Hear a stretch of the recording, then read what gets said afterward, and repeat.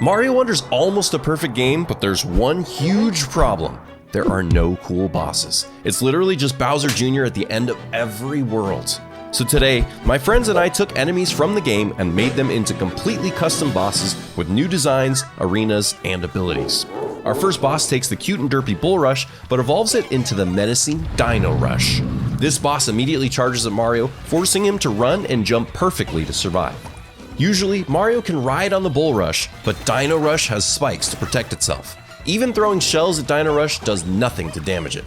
Mario instead needs to get the boss to break through enough blocks and crates until it slams into a hard block and gets stunned.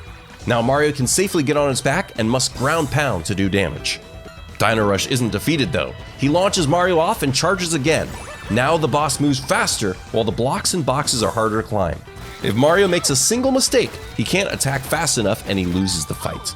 Mario somehow gets a second ground pound in, but Dino Rush's final phase is brutal. Mario needs to speedrun through while gaining a lot of height to stay ahead. He jumps and spins his way to the top, waiting for the boss to slam itself into a stun, and then Mario ground pounds its back for the last time to defeat it. A treasure chest appears, and Mario gets a sweet, sweet Wonder Seed. By the way, Adam Zero placed 3 boss coins in each fight as a bonus challenge for Mario. For the first phase, Mario needs to throw a shell strategically in this spot for the first coin, then in the second phase, a shell into this spot for coin 2, and the third phase, this shell into this spot. From now on, see if you can guess where the bonus coins are and how Mario can get them. Lava bubbles usually just hop up and down in the molten cherry juice, but this boss has evolved into a lava bubble serpent. This creature can survive in the air and floats in the air while dropping burning hot heads onto Mario's not as hot head. To damage the boss, Mario can use these water turtles by throwing their wet shells up at the right time. If he does, the serpent loses 1 lava bubble from its body. The more times he hits the boss, the smaller Mario's target gets, but even worse, as Mario damages the beast, the lava snake moves faster and drops enemies faster. Mario rushes to jump over the hotheads, but if he chooses the wrong moment, he gets cooked from above by the lava serpent. If he can aim his shells well and keep a cool head long enough, he can make the lava serpent evaporate into the sky and win the fight. Did you figure out how to get the bonus coins in this one? 1 coin is awarded if he doesn't take this mushroom, and the other 2 coins are awarded per water turtle he keeps alive. Mario enters the next arena to find an evolved Dry Bones boss named Lava Bones.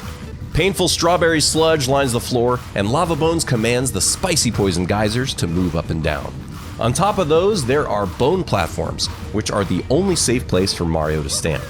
If that wasn't enough, Lava Bones also shoots out deadly bandana projectiles that follow and eventually chomp Mario. He needs to dodge them all as he makes his way across to stomp on Lava Bones. Lava Bones teleports Mario back to the start to give itself time to reassemble. Now the bone platforms get smaller and more bandanas spawn to attack him. The longer Mario takes to attack the Lava Bones, the harder this fight becomes. Mario manages to dodge the horde of chompers and get a second hit, but he's transported back to the beginning again. Now all the bone platforms are half the size. Time is running out for Mario. The only chance he has is to bait the Chompdanas far away from the boss before he makes his final move. Mario uses the best jukes of his life to survive, get all the way across, and stomp the boss for the last time. He opens his well-earned treasure chest to complete the battle. How many bonus coins did you find? The first coin is in a secret area if you jump to the left from the start.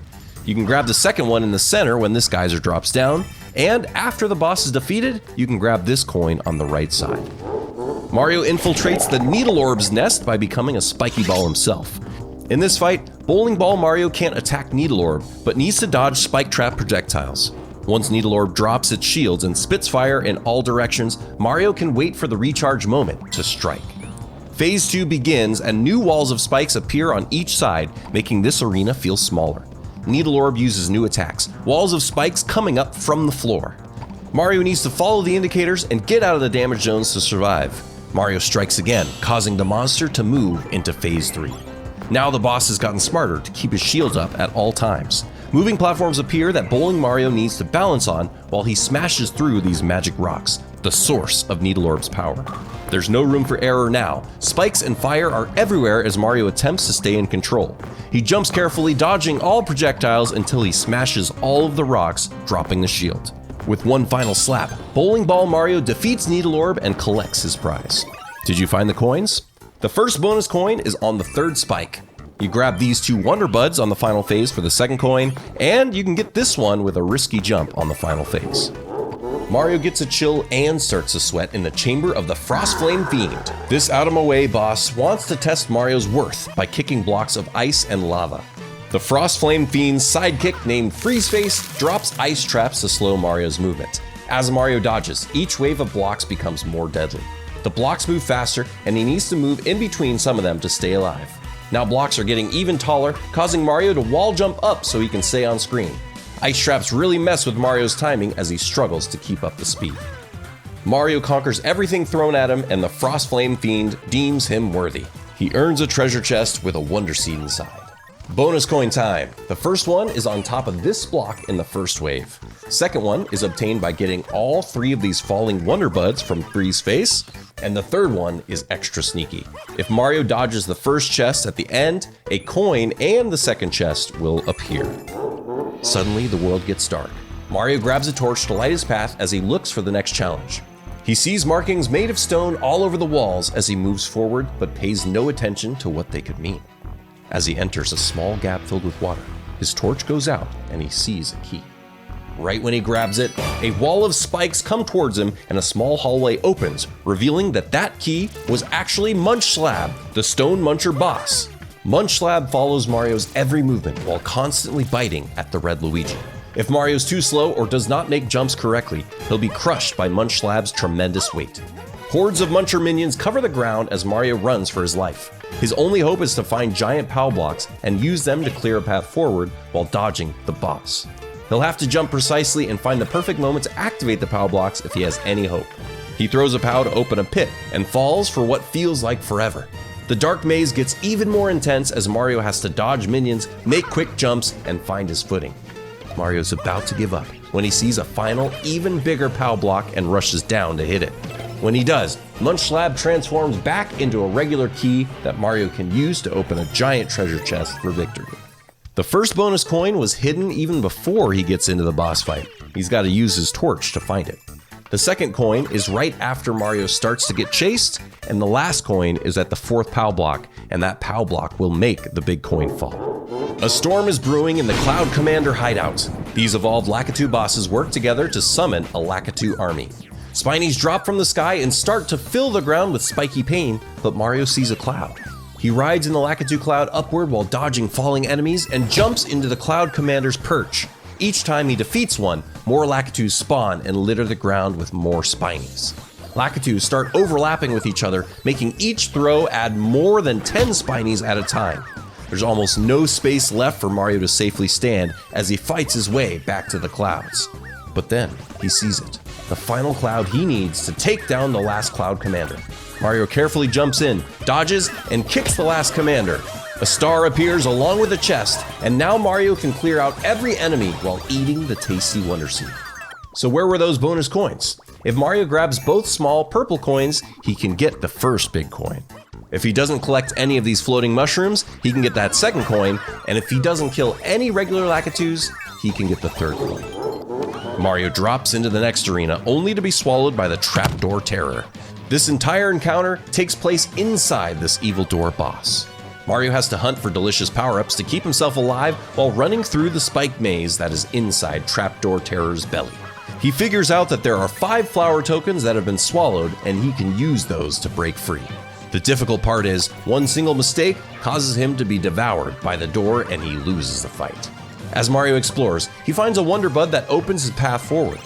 As the Trapdoor Terror realizes his insides are being destroyed, he starts to panic and shake to stress Mario out. Mario presses on, moving a pipe to collect the final flower tokens, which spawn stars and a way out. Mario runs as fast as possible to collect those stars and stay alive while rushing to the exit. Once outside, he can collect the key, put it inside Trapdoor Terror, and beat it for good.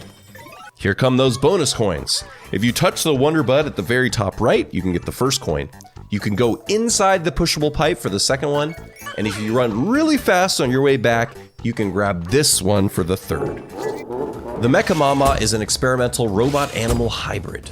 In this encounter, Mario needs to feed him, but can only choose the food that will give him the right nutrients. To do this, he checks the messages above that the scientists left for him and tries to carefully move these creatures into this feeding zone. Some of them are easy to move, while others need more work. Mario uses this special shell to give him the power to move the more sensitive creatures into the feeding zone. When Mario's ready, he hits this block to feed Mecha Mama, but if Mario feeds even one incorrect enemy or not enough of the right enemies, he dies. But instead, if all enemies are correct, Mario gets to pass and move on to the next meal. Each meal gets trickier as the Mecha Mama's taste grows more refined and more enemies appear. Once Mario fills the belly of the Mecha Mama, he is awarded with a Wonder Seed. Did you find the coins? The first one is above the Mecha Mama, and you can go up here and just grab it. In the second phase, Mario must defeat these two slugs at the top to get the second coin. And then after the chest appears, Mario can feed the Mama one more time with a Goomba to get a third coin. An ominous fog rolls over the night sky and Mario sees a mysterious figure. He approaches and turns on a light to defeat it, but that only enrages the Spine Spectre boss. In this epic chase, Mario needs to activate question blocks to turn on lights and open up the path forward. If Mario's too slow and the Spine Spectre touches a block before him, it disappears and Red Wario dies. Mario moves quickly and carefully to avoid spikes and spinning ghost spinies. He needs as much light as possible to weaken the Spine Spectre. As he runs, he finds a giant question block. He slams his thick skull into it before the Spine Spectre can catch up, which turns on enough light that the ghost poofs out of existence, leaving behind a scrumptious treasure for Mario. So where were the coins? Well, before he gets to the boss, he can wall jump up at the first pipe to find the first coin. In the second section, Mario can jump up through this false wall, and in the third section, Mario has to jump up here and go quickly to grab it. Now that Mario's conquered these boss enemies, he needs a new challenge. To see how I made enemies into bosses in Mario Odyssey, click on the video on screen now. Huge thank you to Adam Zero, Dr. Small, and Mini Red for working with me on this project. I could not have made this without them. I'm Arrowstotle, and thank you for watching.